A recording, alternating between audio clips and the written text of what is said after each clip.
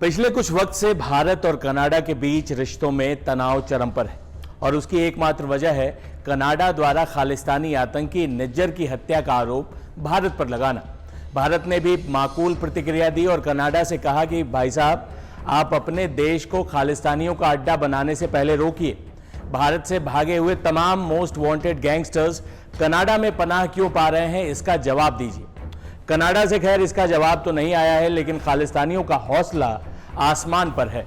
खालिस्तानियों की बदसलूकी और गुस्ताखी बढ़ती जा रही है और ऐसा लगता है कि अब आर या पार निर्णायक कार्रवाई करने का वक्त आ गया है।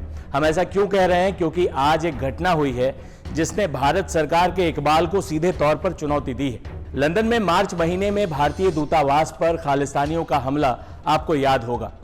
आज भी खालिस्तानियों ने कुछ ऐसी ही घटना को अंजाम दिया है। स्कॉटलैंड के ग्लासगो गुरुद्वारे में जब भारतीय उच्चायुक्त विक्रम दोरईस्वामी गुरुद्वारा प्रबंधक कमेटी के मेंबरान से मिलने पहुंचे तो उस दौरान खालिस्तानियों ने उनकी गाड़ी का घेराव किया, गाड़ी का दरवाजा जबरन खोलने की कोशिश की। किसी तरह विक्रम दोरईस्वामी वहां से सुरक्षित बच निकलने में कामयाब हुए। खालिस्तानी इस दौरान लगातार नारे लगा रहे थे। वो कह रहे थे कि भारत सरकार के किसी भी प्रतिनिधि को गुरुद्वारे में एंट्री नहीं करने दी जाएगी। जबकि आपको बता दें कि ये बैठक खुद गुरुद्वारा समिति के द्वारा आयोजित थी।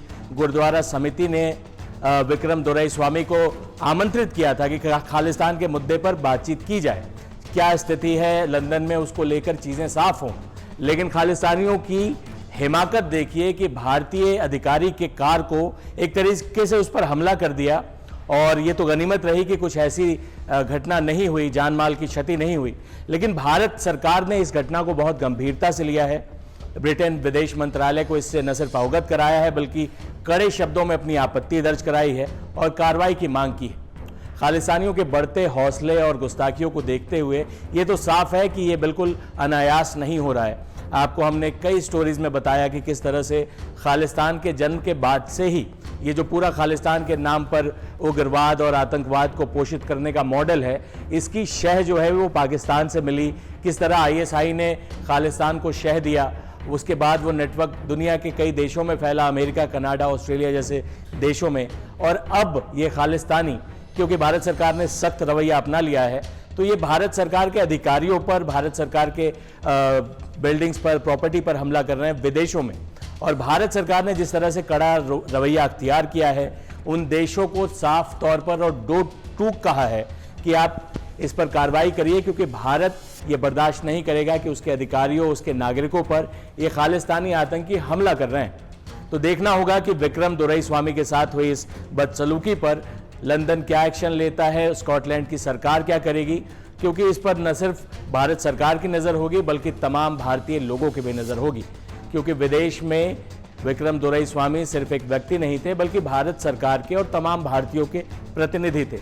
चाहे कनाडा हो, ऑस्ट्रेलिया हो, लंदन हो या अमेरिका, खालिस्तानियों की गुस्ताखियां और बदतमीजियां बढ़ती जा रही हैं। ये निश्चित तौर पर विदेशी फंड से पोषित खालिस्तानी आतंकी हैं जिनकी संख्या मुट्ठी भर है। सिख समुदाय में भी बहुत कम लोग हैं जो खालिस्तान को सपोर्ट करते हैं।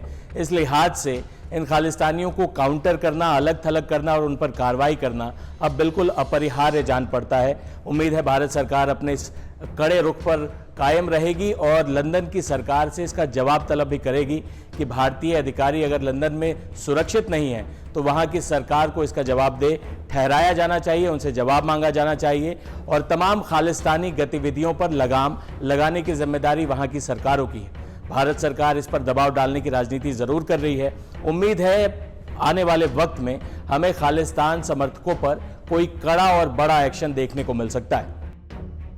इस तरह की तमाम वीडियोज, देश दुनिया की सारी खबरों के लिए आप बने रहें टाइम्स नाउ भारत डिजिटल के साथ। धन्यवाद।